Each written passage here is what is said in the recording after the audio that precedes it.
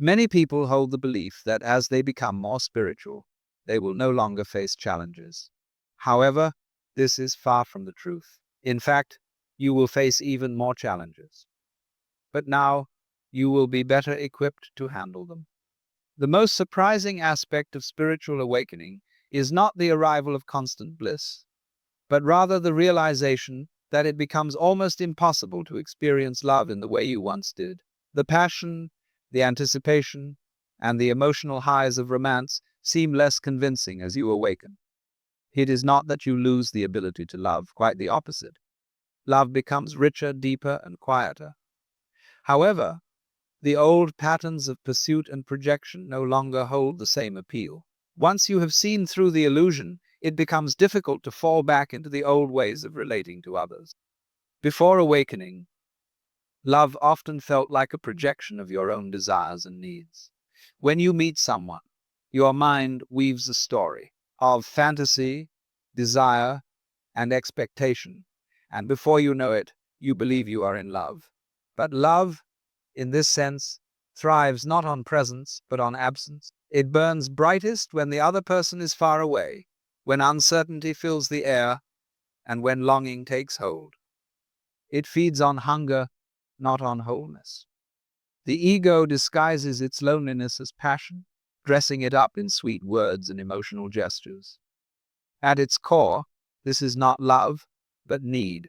And as long as love is mistaken for need, it will continue to flicker like a flame, only surviving as long as insecurity fuels it. What we have been taught to admire as love is often a subtle arrangement. It is a mutual agreement to fill each other's emptiness, and once the initial intoxication fades, many are left wondering whether they ever loved or merely entered into a silent agreement. Awakening is not a mysterious experience. It is the moment when the veil lifts and you see clearly the mechanisms behind the performance of life. The ego, desire, and self are revealed for what they are, and you begin to understand how much of what you once called love was entangled with fear and longing. As this realization dawns, you can no longer fall into love as you once did. The spell is broken not because you reject love, but because you now see its illusion for what it is. For the awakened, the former illusions of love no longer hold the same power. Where you once thought you had found your other half, you now see another human being, complete in their own right, with their own joys and struggles. The enchantment of seeing them as your savior or completion begins to dissolve, and with it, the old patterns of romantic love lose their grip on you. What once felt like fire now seems like smoke. What seemed irresistible now feels weak and unimportant. The thrill of pursuit and the drama of waiting now seem absurd in the face of the inner peace you have discovered. It is not that you despise romance, but you no longer mistake it for true love. Once you see that the whole of love is a play, you can no longer pretend it is something serious. You can still enjoy the performance, but you see it for what it truly is, a game. The awakened one does not stop loving, but the illusions of love collapse. The game that was once taken seriously is now revealed for what it is. And with this understanding, you step into something much more spacious. Once you have tasted awakening, love changes. You no longer carry the longing to be completed by another because you understand that no one can fulfill you but yourself. You are already whole, and it is this wholeness that makes it difficult to fall into the old patterns of romance. The old fuel for love was emptiness, the fear of being alone, and the ache of loneliness. Now, with awakening, these things no longer ignite the fire of romance. The storm that once seemed exciting now appears, childish, in the face of the stillness of the sea. What once felt like passion now looks like nonsense. But when you awaken, you see how much of romance is based on blindness, the little lies and illusions that were once embraced. Awakening strips away those blindfolds. You can no longer ignore the bargains hidden beneath the surface, the tricks of the ego, and the fears that masquerade as devotion. Once you see, you cannot unseen. Love rooted in the fear of being alone has no ground to grow within you. And there is another truth that is even more difficult to accept. Awakening raises the standard of your heart. You no longer measure love by charm, beauty, or compatibility. Instead, you are drawn to something deeper: connection, understanding, and a bond that goes far beyond appearances. The crowd thins out, as most are still playing the old game. This is why love feels impossible. Not because you cannot love, but because you can no longer pretend. You cannot confuse need with love, drama with passion, or attachment with devotion. You have outgrown these things, just as you outgrow childhood games. Though it may hurt at times, though you may long for the simplicity of the old intoxication, you would not trade this understanding. You know too much now to go back. The old ways of love no longer hold any appeal. The clarity you have gained is far more valuable than the fleeting pleasure of the past. Now, of course, this all sounds very fine in theory. You are whole, free, and no longer mistake hunger for love. But there is a deeper side to this story.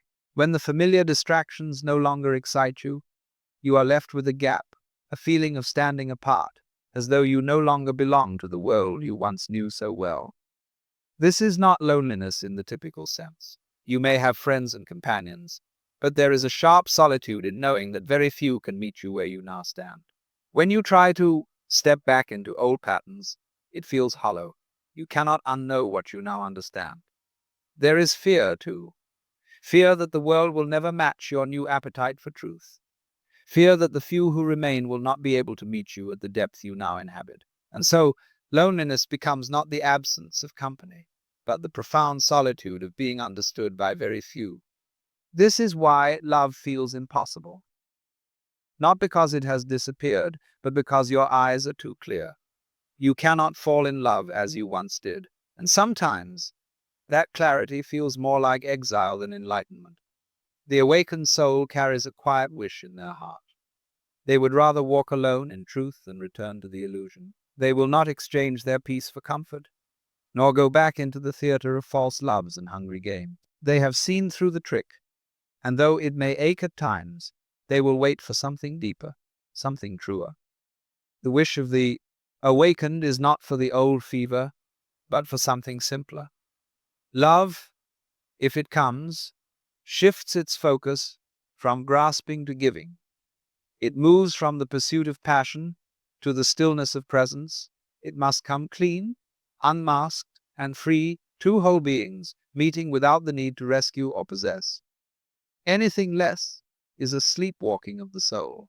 The awakened would rather be alone than return to the theater of false love. They wait not in despair, but in patience, knowing that real connection is rare and precious. What a strange gift awakening is, both a freedom and a solitude. The awakened would rather face the long silence of solitude than the noise of counterfeit love. They will wait as long as it takes, for when love comes, it will not be born from hunger, but from fullness. It will not come from fear, but from freedom. And this kind of love is the only one that can truly last. You no longer seek to be completed by another because you know you are already whole. You no longer need love to rescue you, because you have learned that all things move. And because there is no bargain, there is no cage. You are free to give love without the need for possession. When you no longer demand that another complete you, you can meet them as they are, without fantasy, without savior, but as fellow travelers on the journey of life. This is why the awakened do not fall in love. They rise in it. They are lifted into freedom. And when love is no longer a prison, it becomes the purest expression of life itself. When you are no longer enslaved by the need to be loved, you will find that you are freer to love than ever before.